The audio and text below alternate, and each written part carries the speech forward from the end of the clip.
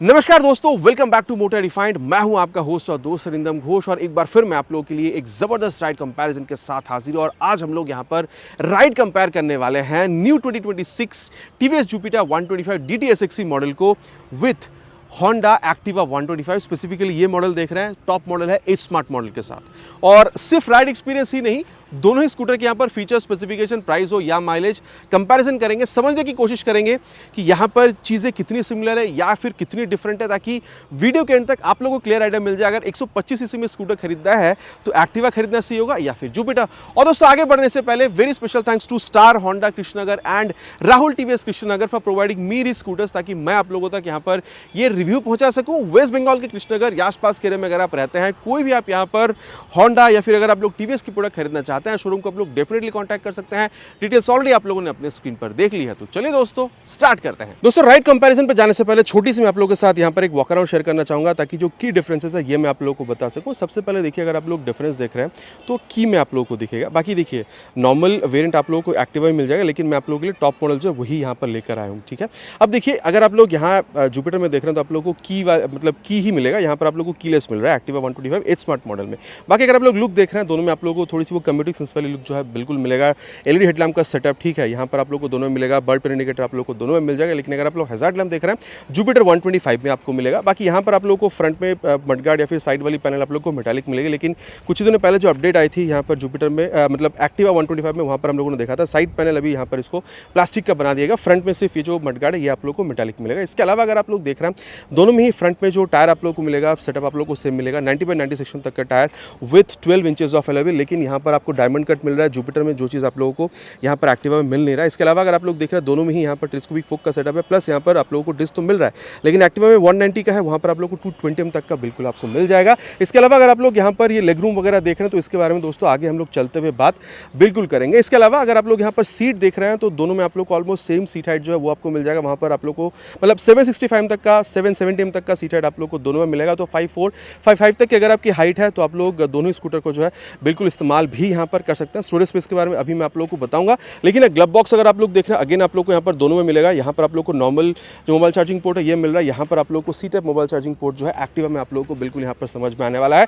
बाकी अगर आप लोग कुछ हैंग करना है तो ये जो क्लिप है आप लोगों को यहाँ पर दोनों में ही बिल्कुल मिल जाता है। इसके अलावा अगर आप लोग यहाँ पर इसकी रियर पोर्शन देख रहे हैं, दोनों में आप लोग को यहाँ पर ये जो एलईडी टेल लैम्प का सेटअप है with this bulb pen indicator, ये आप लोग को अगेन यहाँ पर दोनों में मिलेगा। मडगार्ड का सेटअप अगेन आपको दोनों में यहाँ पर मिल रहा है। साथ ही अगर आप लोग देख रहे हैं तो 90/90 सेक्शन का टायर फ्रंट की तरह, रेयर में भी आप लोग को 12 इंचेस की डायमंड कट अलॉय व्हील के साथ जुपिटर में मिल जाएगा। वहाँ पर आपको 90/100 सेक्शन का मिलेगा, लेकिन वहाँ पर 10 इंचेस की अलॉय व्हील आपको मिल रही है। तो इतना डिफरेंस आपको मिलेगा। बाकी दोनों में आप लोगों को यहाँ पर 130 तक का जो ड्रम ब्रेक है या फिर आप कह सकते हैं जो एडजस्टेबल यहाँ पर सिंगल हाइड्रोलिक शॉक एब्जॉर्बर का सेटअप, ये भी आप लोगों को यहाँ पर दोनों में ही बिल्कुल सेम मिल जाएगा। अब यहाँ पर जो इंजन है इस बारे में बात करते हैं। ये आइगो एसिस्ट के साथ में मॉडल आप लोगों के लिए यहाँ पर बिल्कुल लेकर आया हूँ। यहाँ पर आप लोगों को 124.8 सीसी सिंगल सिलेंडर सीवीटी फिलेटेड इंजन जो ये आप लोगों को बिल्कुल मिल रहा है। यहाँ पर अगर आप लोग बेस मॉडल में मतलब विदाउट आइगो असिस्ट में अगर आप लोग जा रहे हैं तो 8.1 PS का पावर, यहाँ पर आपको 8.5 PS तक का विद आइगो असिस्ट के साथ आपको मिल रहा है। विदाउट आइगो असिस्ट में अगर आप लोग जाते हैं तो वहाँ पर आप लोगों को 10.5 न्यूटन मीटर का टॉर्क मिलता है। यहाँ पर इस मॉडल में आपको 11.1 न्यूटन मीटर का टॉर्क जो है ये आप लोगों को बिल्कुल मिल जाएगा। बाकी किक स्टार्ट जो है आप लोग देख सकते हैं यहाँ पर है, लेकिन आप लोगों को एक्टिवा में देखने में मिल नहीं रहा है। बाकी यहाँ पर अगर आप लोग देख रहे हैं तो अगेन आप लोगों को यहाँ पर अप्रॉक्सीमेटली 124 सीसी सिंगल सिलेंडर आप कह सकते हैं यहाँ पर एयर कूल्ड सीवीटी फिलेटेड इंजन जो ये आप लोगों को मिल जाएगा एनहांस स्मार्ट पावर के साथ। बाकी कंपनी इसके साथ कोशिश करती है कि यहाँ पर इंजन के अंदर जो फ्रिक्शन है उसको कम करी जा सके, ताकि माइलेज या फिर जो परफॉर्मेंस है उसको दोनों की ही यहाँ पर एनहांस करी जा सके। बाकी यहाँ पर आप लोगों को पावर जो है 8.34 PS के आसपास आप लोग को मिल जाता है। लेकिन टॉर्क अगर आप लोग देख रहे हैं, यहाँ पर आप लोग को अगेन 10.4 से 10.5 न्यूटन मीटर के आसपास ही आप लोगों को यहाँ पर भी बिल्कुल मिल जाएगा। बाकी अगर आप लोग देख रहे हैं, दोनों में ही आप लोगों को यहाँ पर ये जो सिंगल स्टैंड या फिर आप कह सकते हैं जो main stand with side stand cut off sensor आप लोगों को यहाँ पर दोनों में ही बिल्कुल मिल जाएगा।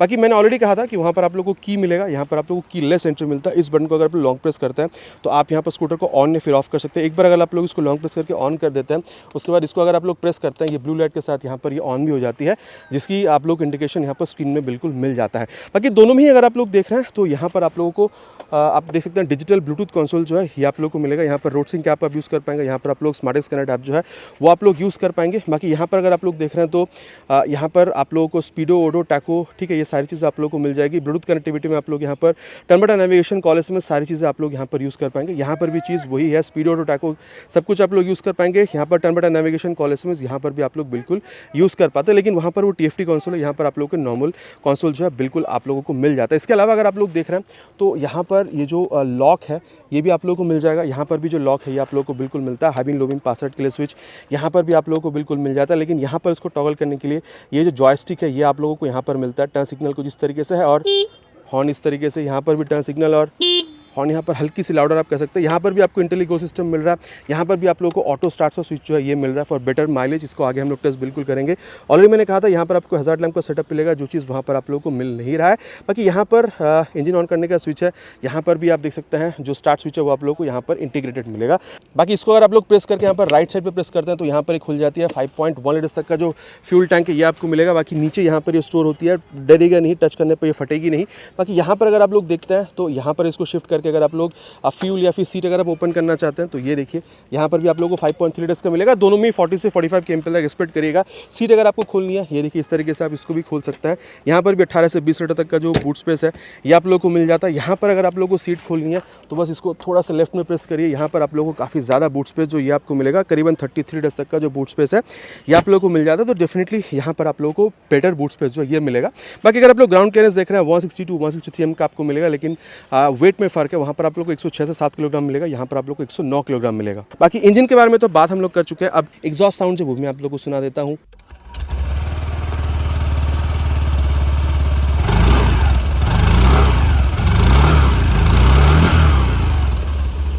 ये था यहाँ पर एच स्मार्ट मॉडल का एग्जॉस्ट साउंड। मैं आप लोग को यहाँ पर जुपिटर की भी एग्जॉस्ट साउंड सुना दूँ।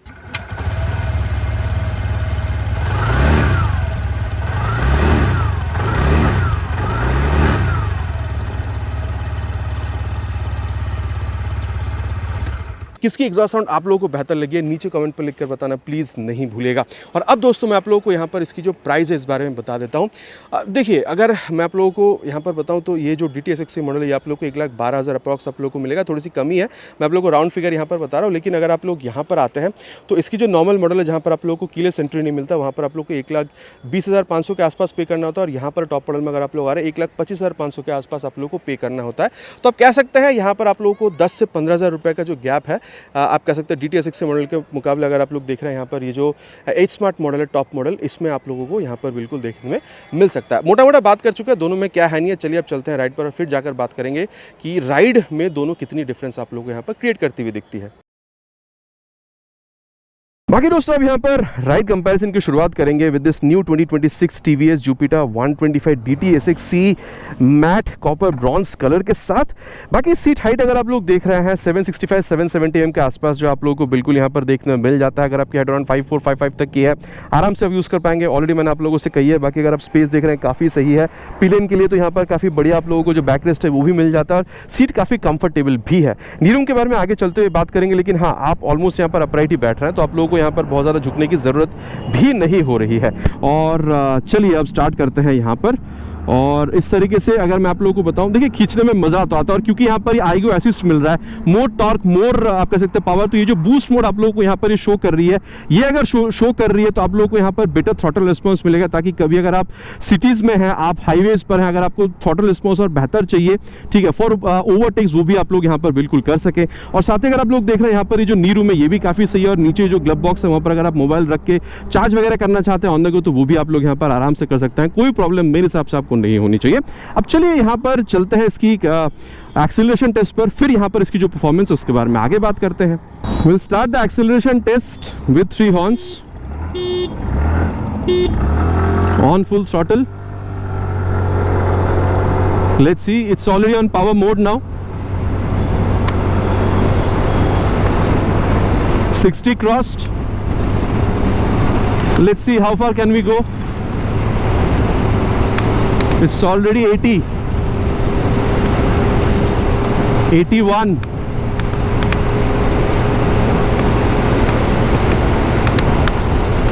and 86. बाकी दोस्तों और इसको भगाने का मतलब नहीं बनता है, ठीक है। बाकी आइडिया आप लोगों को मिल ही गया होगा 0 to 60 80 कितने सेकंड्स में पहुंच रही है वो मैंने आप लोगों को ऑलरेडी स्क्रीन पर अभी यहाँ पर बता दी है। बाकी देखिए वाइब्रेशन यहाँ पर आप लोगों को मतलब ना के बराबर ही मिल रहा है, हल्का सा वो फुटपेक पर आप लोगों को समझ में आ रहा है, लेकिन वो भी बहुत ज़्यादा अनोइंग नहीं है। तो वाइब्रेशन की वजह से आप स्कूटर नहीं खरीदेंगे, मेरे हिसाब से ये फील आप लोगों को नहीं होनी चाहिए। बाकी देखिए स्टेबिलिटी में प्रॉब्लम नहीं है, ठीक है। बाकी दोनों ही टायर मतलब व्हील यहाँ पर 12 इंच का मिल रहा है, तो ये एक एडवांटेज बिल्कुल आप लोगों को यहाँ पर मिलेगा। बाकी इंजन हीटिंग की इशू आपको होनी नहीं चाहिए और माइलेज मैंने कहा है 40 से 45 के बीच आप लोग यहाँ पर एक्सपेक्ट करिएगा। और कंफर्टेबल क्रूजिंग स्पीड अगर आप कभी इस तरीके से हाईवे पर निकल जाना चाहे तो मैं कहूँगा आप लोग अप्रॉक्सीमेटली यहाँ पर वही 70 से 80 के बीच पकड़ कर चलिए। 75 तक रखेंगे तो मेरे ख्याल से वो स्वीट स्पॉट आप लोगों के लिए बिल्कुल रहेगा। अब देखिए दोस्तों सीधा सीधा अगर मैं आप लोगों को बताऊं, मान के चलिए अगर आप ट्रैफिक पर खड़े हैं, सामने आपके यहाँ पर सिग्नल है, ठीक है। तो ये देखिए अगर मैं यहाँ पर इसको बंद कर देता हूँ, थोड़ी सी और आगे चलते हैं, यहाँ पर मान के चलिए मैंने इसको यहाँ पर बंद कर दिया है, ठीक है। लेकिन देखिए यहाँ पर मैंने इसको स्विच ऑफ नहीं करा, इंजन अभी तक चल रही है। अभी देखिए इंटेलिगो सिस्टम बीच में आ रही है, देखिए ब्लिंक यहाँ पर कर रही है और ये देखिए जैसे ब्लिंक करना बंद हो गई है, आप लोग देख रहे हैं यहाँ पर ये जो टैकोमीटर है यहाँ पर आरपीएम भी नहीं शो कर रही है, मतलब यहाँ पर इंजन जो है अभी बिल्कुल बंद यहाँ पर हो चुकी है। और यहाँ पर आप देखिए ट्रैफिक 16 सेकंड 17 सेकंड करके यहाँ पर ये बता रही है। अब इको में आपने कितना चलाया है, पावर में आपने कितना % चलाया है, वो भी आप लोगों को यहाँ पर बिल्कुल बता देती है। अगेन अगर आपको स्टार्ट करना है तो क्या करना है, फॉर सेफ्टी आप यहाँ पर इसकी जो ब्रेक है उसको पकड़ लीजिए और हल्का सा थ्रॉटल ब्लिप करके आप अगर छोड़ देते हैं तभी जाकर ये स्टार्ट होती है। तो ये सेफ्टी के लिहाज से ये और बेहतर है। बाकी माइलेज तो आप लोगों को ये बेहतर बनाने में बिल्कुल हेल्प करती है, क्योंकि अगर आप खड़ी गाड़ी में अगर आप बंद भी करना भूल गए इंजन को तो अपने आप यहाँ पर ये 2 से 5 सेकंड में अपने आप खुद को ये शट डाउन भी कर देती है इंजन की, अगर यहाँ पर बात करी जाए तो। बाकी माइलेज सेविंग की ये टेक्नोलॉजी आपको कैसी लगी नीचे कमेंट पर लिखकर प्लीज़ बताइएगा।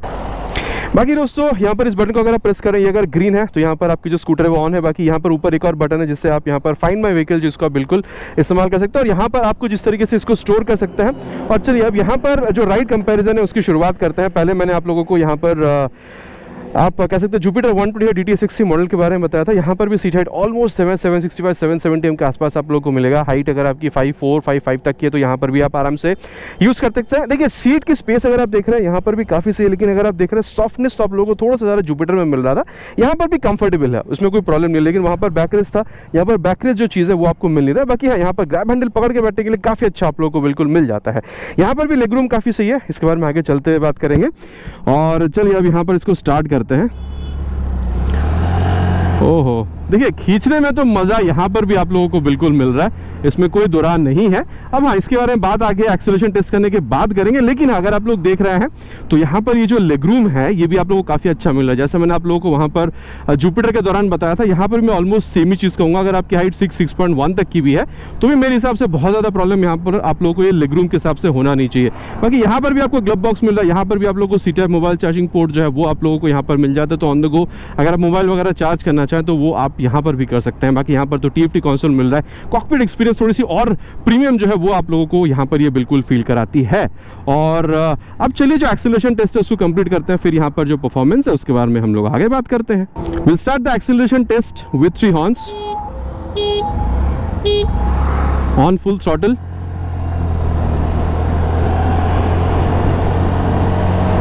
Now approaching 60. Let's see how much can we go here.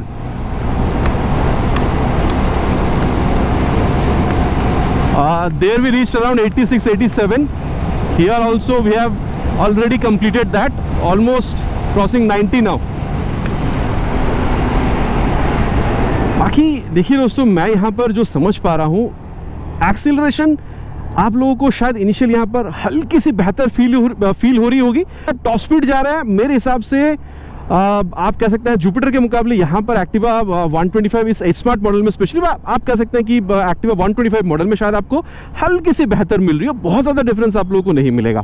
बाकी देखिए अगर आप यहाँ पर ये वाइब्रेशन या फिर स्मूथनेस देख रहे हैं, मैं कहूँगा यहाँ पर ये थोड़ी सी और ज़्यादा स्मूथ आपको फील होगी।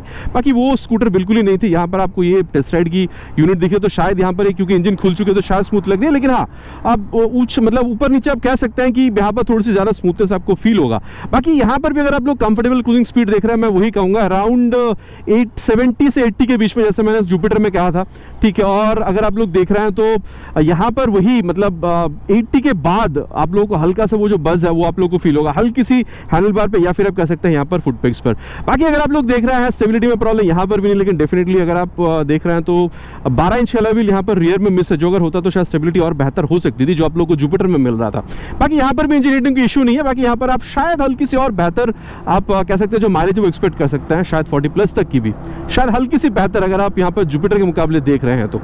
बाकी देखिए यहाँ पर भी आप लोगों को ये आप कह सकते हैं जो ऑटो स्टार्ट स्टॉप वाला सिस्टम है यहाँ पर भी आपको मिल रहा है। बाकी प्लीज एक्सक्यूज मी, थोड़ा सा अंधेरा हो रहा है अभी, आज बारिश और धूप ये दोनों एक साथ हो रही थी तो थोड़ा सा टाइमिंग यहाँ पर मिसमैच हो गया है। बाकी यहाँ पर भी आप लोगों को ये जो ऑटो स्टार्ट स्टॉप सिस्टम है वो आप लोगों को यहाँ पर मिल जाता है, जैसे आप लोगों को जुपिटर में मिल रहा था। मान के चलिए आपने यहाँ पर इसको ऑन कर रखी है तो ये देखिए वहां पर थोड़ी सी टाइम ले रही थी, ठीक है, जब आप इसको बंद कर रहे थे उसके बाद ब्लिंक कर रहे थे उसके बाद बंद हो रही थी। यहाँ पर तो जैसे ही आप थ्रॉटल छोड़ के जैसे आप ब्रेक ले रहे हैं ना, ऑटोमेटिक यहाँ पर इंजन को बंद कर देती है और यहाँ पर भी आप देख सकते हैं ये ब्लिंक कर रही है। बाकी वहां पर थ्रॉटल को घुमा के छोड़ना हो रहा था, ब्लिप करके छोड़ना हो रहा था, लेकिन यहाँ पर वैसा नहीं है। फर्स्ट सेफ्टी ब्रेक पकड़ लीजिए, यहाँ पर जैसे ही आप थ्रॉटल घुमा रहे हैं ये देखिए यहाँ पर ये चलने के लिए रेडी है। यहाँ पर ये टैकोमीटर से आप लोग को समझ में आ रहा होगा, ये देखिए फिर से दोबारा बंद हो गई थी। तो ये आप कह सकते हैं जितना बेहतरीन तरीके से वहां काम कर रही थी यहाँ पर तो और जल्दी यहाँ पर ये काम कर रही है। बाकी दोस्तों अब यहाँ पर इसकी जो फ्रंट ब्रेक है उसको भी एक बार टेस्ट करते हैं। पीछे वैसे कोई है नहीं, एक बार 60 तक ले जाते हैं और ये 58 पे ले जाके फ्रंट ब्रेक। देखिए फ्रंट में 220 mm का आप लोगों को यहाँ पर जो डिस्क ब्रेक मिल रहा है, मैं तो कहूँगा देखिए लाजवाब यहाँ पर आप लोगों को ब्रेकिंग निकाल कर देती है। झट से नहीं रोकती है लेकिन काफ़ी अच्छी तरीके से आप लोगों को यहाँ पर रोकती हुई बिल्कुल नजर आएगी। नहीं पीछे कोई है नहीं, एक बार दोबारा रियर जो ब्रेक है उसको भी टेस्ट कर लेते हैं 50 पे ले जाकर, और ये देखिए 52 पे ले जाके रियर ब्रेक। पीछे कोई है नहीं, अगेन कहूँगा देख कर यहाँ पर ब्रेक किया है।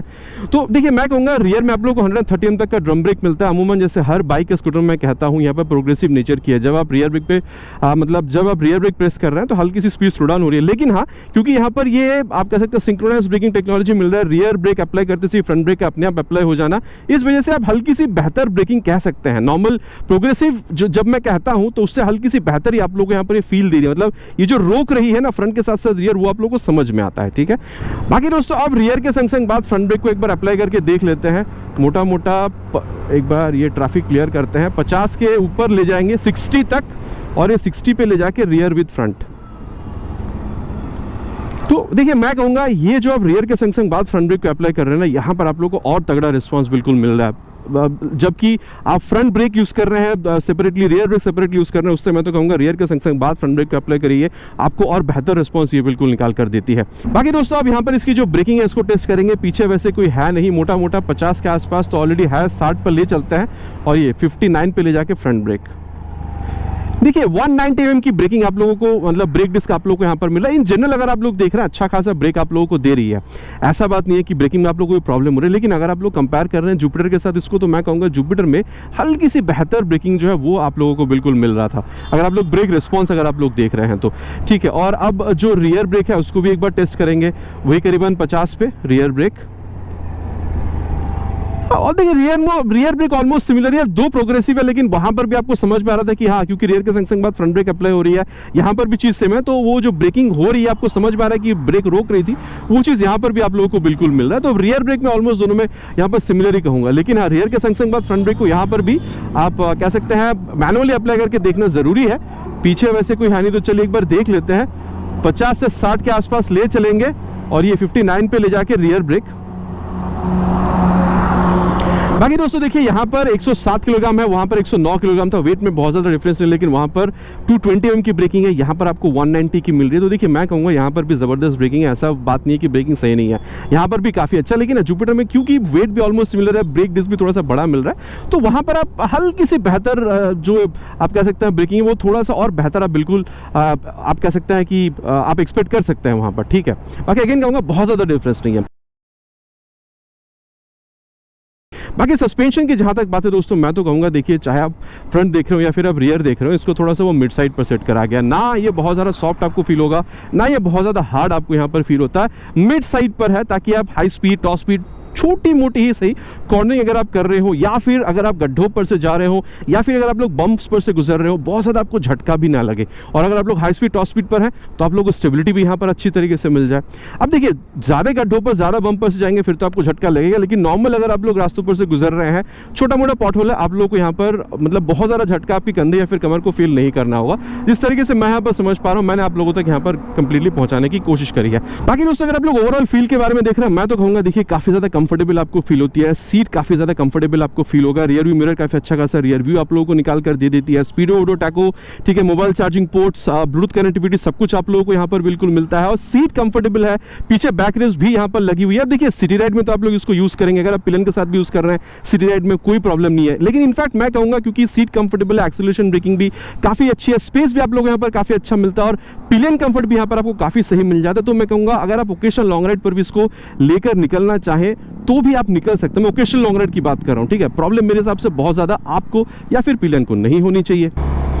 बाकी दोस्तों, सस्पेंशन के बारे में बात करते हैं। देखिए, मैं तो कहूँगा फ्रंट सस्पेंशन ऑलमोस्ट दोनों में सिमिलर है, ना सॉफ्ट ना हार्ड। लेकिन रियर सस्पेंशन अगर मैं आप लोगों को बताऊँ ना, देखिए वैसे तो इन जनरल देखा जाए दोनों is on the mid side है, लेकिन अगर आप जुपिटर के मुकाबले यहाँ देख रहे हैं तो यहाँ पर थोड़ी सी और ज़्यादा सॉफ्ट आपको फील हो सकती है। मतलब मैं कहूँगा, अब देखिए अगर आप हाईवे में, अगर आप हाई स्पीड टॉप स्पीड पर हैं, ठीक है, तो मैं कहूँगा दोनों में ऑलमोस्ट सिमिलर ही परफॉर्मेंस आपको मिलेगा। लेकिन अगर आप गड्ढों पर जाएंगे ना, देखिए जुपिटर भी अब्जॉर्ब करती है, कंफर्टेबल वहाँ पर भी, लेकिन ये थोड़ी सी और ज़्यादा कंफर्टेबल आपको फील होगी, झटका यहाँ पर थोड़ा सा और कम आपको ये फील कराएगी, ठीक है। तो ये जो डिफरेंस है सस्पेंशन में ही मैंने आपको बता दिया। बाकी ओवरऑल फील के बारे में बात करी जाए, देखिए रियर व्यू मिरर काफ़ी अच्छा खासा रियर व्यू यहाँ पर भी दे रही है। बाकी ये नाइट राइड का भी वीडियो मैं आप लोगों के लिए शूट कर रहा हूँ, आप लोगों को कैसा लग रहा है नीचे कमेंट करेगा इसके बारे में। आगे भी ऐसा आप लोगों को चाहिए या नहीं, ये भी बिल्कुल नीचे कमेंट करिएगा। बाकी देखिए, स्पीडो ऑडो टैको ये चीज़ आपको यहाँ पर भी मिल रहा है। यहाँ पर तो mobile charging port C type का मिल जाता है, बाकी यहाँ पर TFT कंसोल मिल रहा है, तो थोड़ी सी और बेहतर एक्सपीरियंस है वो आप लोगों को यहाँ पर मिल रहा है। बाकी देखिए, मैं कहूँगा अगर आप सिटी राइड कर रहे हैं फिर तो दोनों में मैं नो डाउट कोई मैं यहाँ पर डिफरेंस नहीं कहूँगा, दोनों में आप जमकर कर सकते हैं, इसमें कोई प्रॉब्लम नहीं है। लेकिन हाँ, अगर आप लोग लॉन्ग राइड पर भी जा रहे हैं, ओकेशनल लॉन्ग राइड की मैं बात कर रहा हूँ, एवरीडे लॉन्ग राइड की मैं बात तो चाहे भले मैं वहाँ पर भी जुपिटर पर भी नहीं कर रहा था, लेकिन ओकेशनल लॉन्ग राइड पर अगर आप लोग जा रहे हैं तो मैं कहूँगा देखिए, अगर आदत बन चुकी तो इसके साथ भी आप जा सकते हैं। दोनों में इंजन वाइज, परफॉर्मेंस वाइज बहुत ज़्यादा डिफरेंस है ऐसा तो मैं नहीं कहूँगा। बाकी यहाँ ब्रेकिंग वहाँ पर आपको हल्की सी और बेहतर मिल रही थी, लेकिन मैं कहूँगा देखिए वहाँ पर बैकरेस्ट था जो पिलियन के लिए थोड़ी सी और ज़्यादा कंफर्ट ऐड करती है। तो अगर आप लोग नए नए बाइक स्कूटर खरीदने, अगर आप लोग लॉन्ग राइड की सोच रहे हैं तो मैं कहूँगा Jupiter 125 because of that only backrest थोड़ी सी और आप लोगों को कंफर्ट ज़्यादा फील करा सकती है, ठीक है। बाकी लॉन्ग अगर आप लोग सिटी राइड कर रहे हैं फिर तो दोनों ही जमकर आप कर सकते हैं, कोई प्रॉब्लम मेरे हिसाब से आपको फील नहीं होनी चाहिए। देखिए, मोटा मोटा दोनों स्कूटर में क्या है नहीं है मैंने आपको बता दिया। चलिए अब चलते हैं यहाँ पर कंक्लूजन पर जाकर बात करते हैं कि फिर दोनों में से आप लोगों के लिए कौन सा स्कूटर खरीदना सही हो सकता है। और दोस्तों, अबे सत्यवचन की घड़ी, कंक्लूजन का समय कि फिर दोनों में से कौन सा स्कूटर खरीदना आप लोगों के लिए सही हो सकता है। देखिए, मैं कहूँगा अगर आप लोगों को Honda as a brand own करना है, आप चाहते हैं कि वो होंडा की रिलायबल इंजन, आप माइलेज अच्छा चाह रहे हैं, आप चाह रहे हैं कि आप लोगों को फीचर्स भी बढ़िया मिले, आप लोगों को 4 व्हीलर वाली जो फीचर रिमोट की वाली वो चीज़ आप लोगों को चाहिए, साथ ही आप चाहते हैं कि आप लोगों को ब्रेकिंग वगैरह भी अच्छी तरीके से मिल जाए और आप कंफर्ट राइड चाहते हैं, मेरे ख्याल से यहाँ पर 1,20,000 से 25,000 की बजट में अगर आप लोग देख रहे हैं तो यहाँ पर एक्टिवा 125 आप लोगों के लिए बहुत बढ़िया स्कूटर रह सकती है। लेकिन दोस्तों, मैं कहूँगा अगर आपकी बजट मोटा मोटा 8 से 10,000 रुपये कम भी है और आप चाहते हैं कि उतनी ही बेहतर परफॉर्मेंस भी मिल जाए, दिखने में भी और ज़्यादा अट्रैक्टिव हो, ठीक है, फीचर्स जैसे कि ये कंसोल में आप कह सकते हैं ये जो ब्लूटूथ वगैरह चीज़ें वो भी आप लोगों को चाहिए, ठीक है, टायर्स थोड़ी सी और आपको चौड़ी चाहिए, स्पेशली रियर टायर की अगर बात करी जाए, अगर आपको थोड़ा सा और बड़ा, अगर आप लोगों को यहाँ पर एलॉय व्हील चाहिए, साथ ही आपको यहाँ पर जो स्टोरेज स्पेस है वो आप और ज़्यादा चाहते हैं, मतलब बेसिकली अगर आप लोग और प्रैक्टिकलिटी पे ज़्यादा अगर आप लोग फोकस कर रहे हैं तो मेरे ख्याल से 8 से 10,000 रुपये कम भी अगर आप लोग आपकी बजट है, अगर आप लोग जुपिटर 125 पर जा रहे हैं तो भी मेरे ख्याल से एक अच्छा ही प्रोडक्ट आप लोग बिल्कुल खरीद रहे हैं। बाकी देखिए, मैंने दोनों ही यहाँ पर स्कूटर में क्या है, क्या और अच्छी हो सकती थी, मैंने आप लोगों को बता दिया है। बाकी अब आप लोग नीचे कमेंट पर लिखकर बिल्कुल बताइएगा कि अगर आप खरीद रहे हैं तो एक्टिवा 125 1,20,000 से 25,000 में खरीदना पसंद करेंगे या फिर यहाँ पर जुपिटर ये वाली स्पेशल DTS XC मॉडल 1,00,000 यहाँ पर 12,000 की बजट में आप लोग खरीदना पसंद करेंगे। कौन सी बाइक, जुपिटर या फिर यहाँ पर एक्टिवा, नॉट बाइक, स्कूटर। नीचे प्लीज कमेंट पर लिखकर बताना नहीं भूलिएगा, इट्स माय रिक्वेस्ट। आशा करता हूँ वीडियो आप लोगों को पसंद आई, अगर पसंद आई है तो प्लीज वीडियो में एक लाइक, चैनल पर पहली बार आ रहे हैं तो सब्सक्राइब करके बेल बटन को ऑल पे हिट करना नहीं भूलिएगा। Again it's my request. बहुत दिन मुलाकात होगा चैनल पर आप लोगों से इसी तरीके से एक नया वीडियो में बाइक के स्कूटर के साथ। Till then ride safe and जय हिंद।